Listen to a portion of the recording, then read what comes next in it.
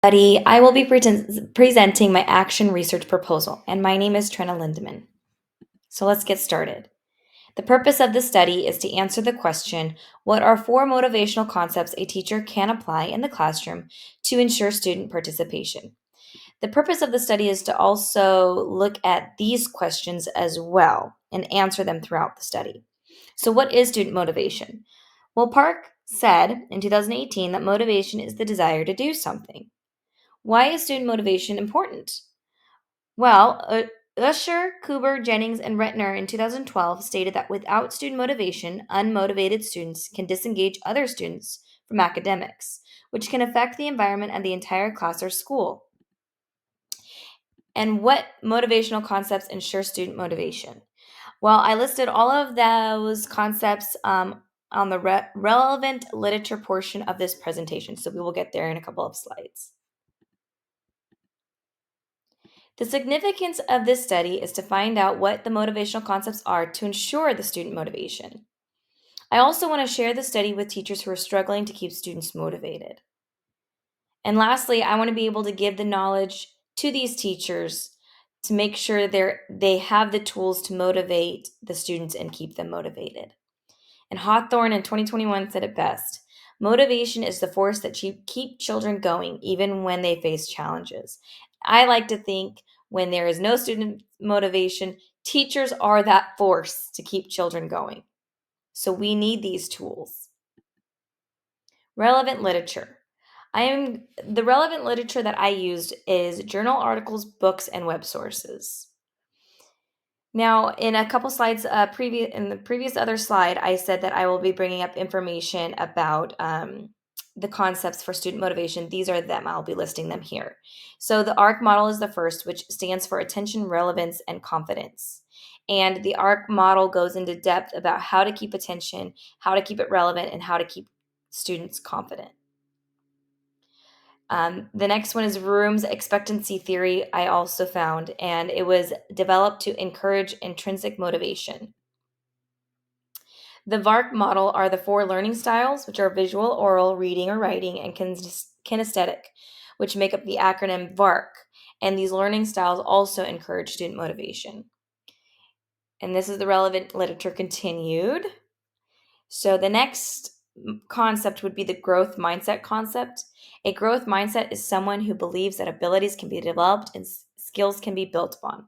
And that was said through Armstrong 2019, but this concept was brought up by Carol Dweck, and she goes into great detail on how growth mindset fosters intrinsic motivation. And then also, lastly, the foundation of student motivation is Anderman brought it up of Maslow's hierarchy of needs, which basically states that students have needs before they're able to basically be motivated. So, like, they need to make sure they get lots of sleep, eat, they need to have love and security, connection with the teacher, and to be able to see their own potential.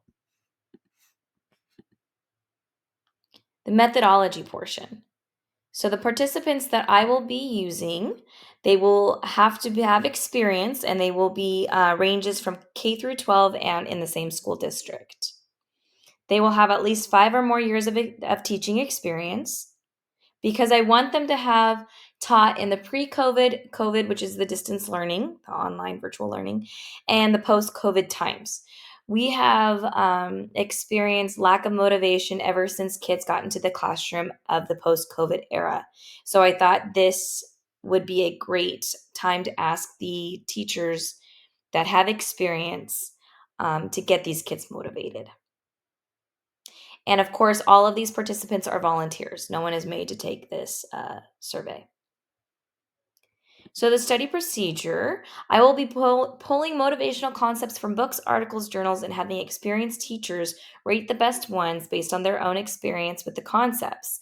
And I will have this in survey form, so the teachers will be answering a survey, and I will be the one to conclude the results. The data collection process, which I kind of went over that just now, but I will say it again. So the research includes the type of motivation, which are intrinsic and extrinsic motivation. and then the concepts that encourage those specific types of motivations. And then they will all be compiled into a list to survey teachers. And here is a sample of a survey question. So, for example, it will be said, have you implemented any of these motivational concepts in your classroom? If so, please rate them by circling a number. Using the power of yet and fostering growth mindset in the classroom. So that would be the motivational concept. And then they would circle one rating showed no improvement on motivation, two gaining a little bit more, three again a little bit more, four a little bit more, and then five it significantly improved motivation. Reflection. My thoughts about the research process. I really liked how we started out with researching sources and not really having any other information except for the very broad subject we wanted to research. So I wanted to research student motivation. So by just researching what is motivation, what types of motivation, it led me to a more narrower view of the topic. So I started out with student motivation. Well, I'm like, what is student motivation? What? And then I found out the types of student motivation. Then I found out like that the concepts are related to the types of motivation. And I felt like maybe if I just jumped right in and started trying to write a paper, I wouldn't have that foundation knowledge or background knowledge to be able to complete the rest of the research project. And I really liked how it was broken up into sections. So how we did the sources first, then the introduction into the subject and the purpose of the study, and then the methodology.